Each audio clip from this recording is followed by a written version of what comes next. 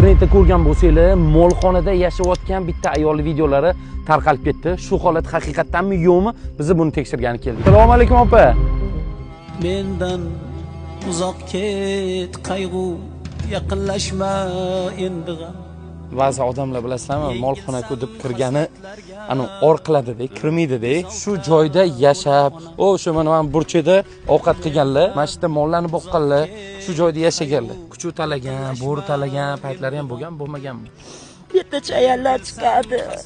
Chayan chaqadi, bir sutka oritadi. Iskori ancha arsibdi, nimasiga borishimga to'g'ri keladi. Non chaqqanmi? Chaqqanmani. Bu ana to'qima, ertak, fantastika emas. Aynan haqiqatda bo'layotgan holat bu. Biz shu opamizga o'zlarining nomlarida ochilgan mana shu kartalarga inshaalloh ehsonni ochdik. 2 kun davomida to'liq ehson yig'iladi. Befarq bo'lmang.